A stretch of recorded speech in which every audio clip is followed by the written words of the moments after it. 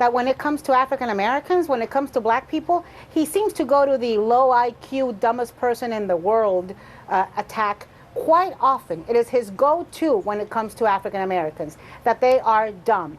Well, that is certainly not the case. You know, Don Lemon and LeBron James have got far better vocabulary and grammar skills than Donald Trump does.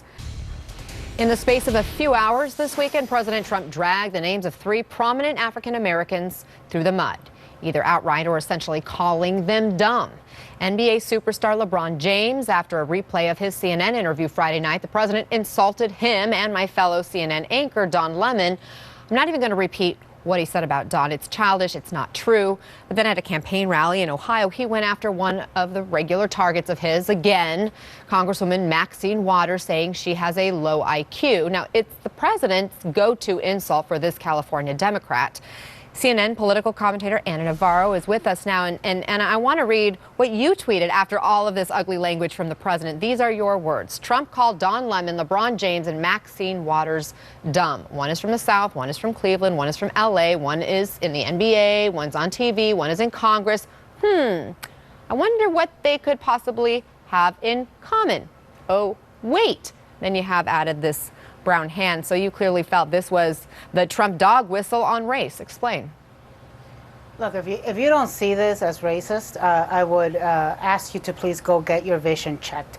And it's also, remember, we're not taking this, in a vacuum. This is not the one instance when Donald Trump has said something that is a dog whistle, a racist dog whistle. Let's not forget the shithole comments about countries with predominantly black populations. Let's not forget him telling, black athletes, telling football players, get that son of a bitch off the field. And now he goes after LeBron James. But it's not only that he went after LeBron James and Don Lemon. He went after LeBron James and Don Lemon because of an interview about a STEM school that LeBron James has founded in a community in need, an at-risk community in his hometown of Cleveland. Neither LeBron James nor Don Lemon started life with $1 million from their daddy. Neither Don Lemon nor LeBron James started life because their daddy got them out of the draft. These are guys that came out of poverty, that did it on their own, that work hard as hell, that are smart, that don't lie to the American people on a daily basis, and that are finding ways of making America great today and do things to contribute to the communities they are part of.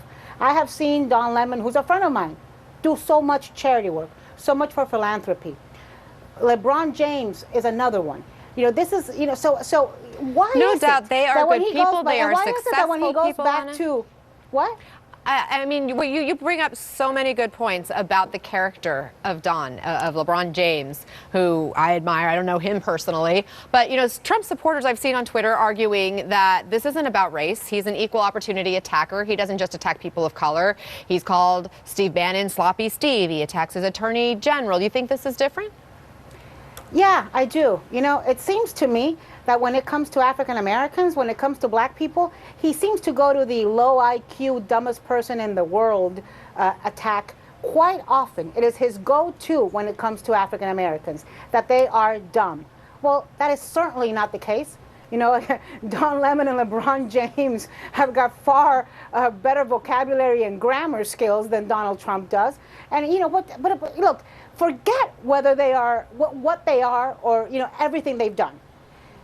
Donald Trump is the president of the United States, and he's going on Twitter, this platform with 50-some million people that follow him, to attack a man like LeBron James and Don Lemon, who are examples of what makes America great, who are examples of Americans that give back, who are examples of Americans that persevere, who embody American values and the American dream. How dare he?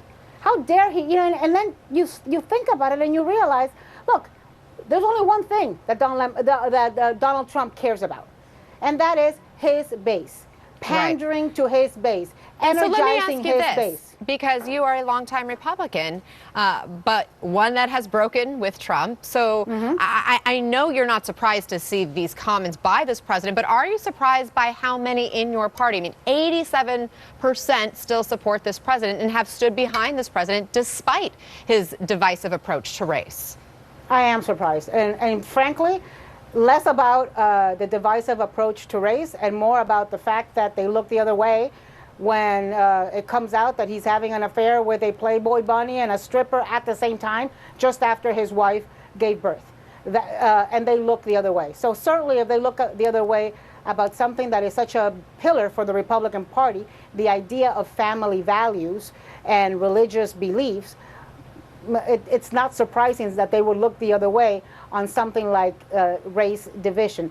I have been heartbroken time and time and time again at just the kind of things that the Republican Party base will look the other way about, will pretend did not happen, will say is not what we are seeing, do not believe your lying eyes, whether it's Charlottesville, whether it's tweets like this, whether it's his personal values, whether it's his slobbering over Russia, whether it's his calling, the European Union foes, whether it's his attacks on the free press. And yes, the Republican base, it seems to me, there is no bar. There is no bar high enough. There is nothing that he can do that at this point will turn off that base. I think they are emotionally invested in him. They see him as, their ugly baby, but it's their baby, so nobody better tell me he's an ugly baby. They, they see it as a tribal fight. It's, us versus them. And this is so our are you going to vote horse, and we're Democrats going to in ride the it. upcoming midterms? Will it be a cost? I think so. I think certainly in some districts, and I think it's going to be a cost. Look, here in Florida where I am, it seems to me practically every race, whether Republican or Democrat, hinges on Donald Trump right now. In the Republican primaries, it's about who is more Trump-like, who is more liked by Trump. In the Democratic primaries, it's about who will confront Trump the most. And I'm talking even for things like governor. There's dead fish washing up on the shores of Florida by the thousands. And in the Republican primary, there's a contest about who is closest to Trump. Ana Navarro, thank you so much. I always appreciate your voice on this show. Thank you, I Ana. really appreciate you joining me. For more than 2 years after the